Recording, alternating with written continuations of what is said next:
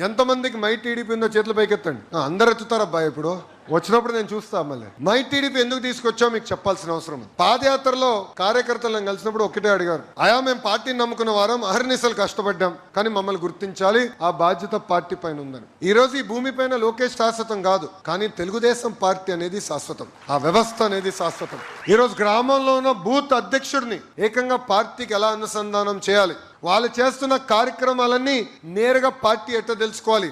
ఈరోజు గౌరవ ముఖ్యమంత్రి గారు ఎవరే బూత్ లో బాగా చేశాడు 10 పేర్లు చెప్పంటే ఏకంగా బటన్ నొక్కితే తెలిసే పరిస్థితి తీసుకొచ్చాం.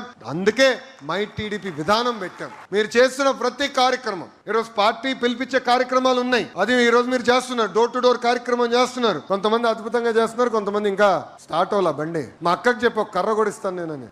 మొదలవపోతే గట్టికిమ్మన్నా పరిగెత్తాలా. ఇది మన అందరి బాధ్యత.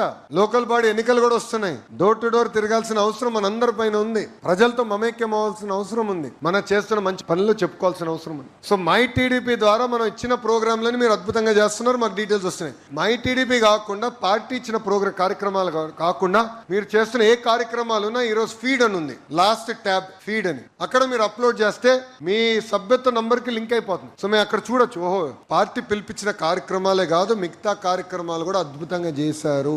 ఎందుకంటే కార్యకర్తనే అధినేతని పిలిపించినప్పుడు కార్యకర్తలు గుర్తించాల్సిన బాధ్యత మీ లోకేష్ పైన ఉంది. అందుకే ఈ మై టీడీపీ విధానం తీసుకొచ్చాం. అనుసంధానం అవ్వండి, కలిసికట్టుగా పనిచేద్దాం. వ్యక్తులు ముఖ్యం కాదు, తెలుగుదేశం పార్టీ ముఖ్యం. అది దయచేసి గుర్తుపెట్టుకోమని ఇక్కడున్న కార్యకర్తలందరికీ నేను పిలిపిస్తున్నాను.